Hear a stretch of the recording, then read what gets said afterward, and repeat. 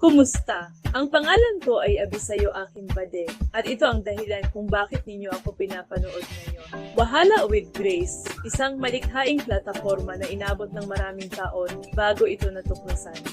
Ngunit ngayon, malapit na itong mag-iwan ng sariling marka. Naniniwala ako na malapit nang maging kilalang pangalan sa Nigeria at sa iba pa.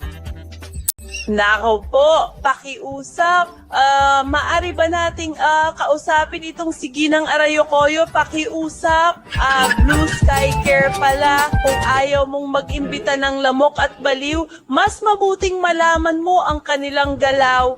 Aba, tingnan mo, may kotse na. Anong kotse? Ang Wahala with Grace ay higit pa sa isang plataporma ng skit. Ito ay isang proyektong may epekto sa kultura at lipunan.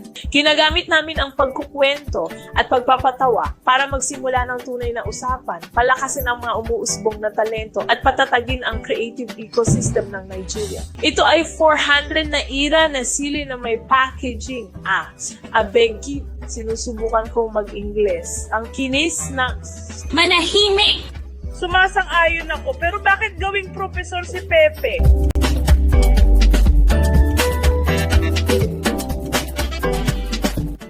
Bilang tagalikha ng serye, marami akong papel. Pero di mo makikita ang dalawa ko sa isang pelikula. Bawat karakter ay mahalaga, kapanipaniwala at nakakabusog. Ako ang babaeng iyon. At ito ang bago kong theatral na paraan ng pagkukwento.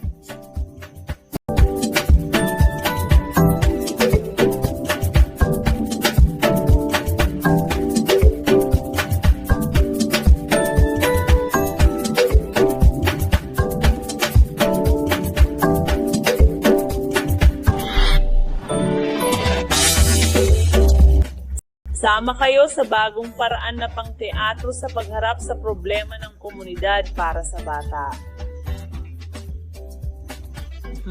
Sa suporta ninyo, maaari nating dalhin ang Wahala with Grace mula sa pasyon ng isang babae tungo sa isang pambansang kilusang pangkultura. Alam mo na ang sabi nila, ang panahon, ang karanasan, at ang kaunting imahinasyon ay kayang magdala sa iyo sa kahit anong lugar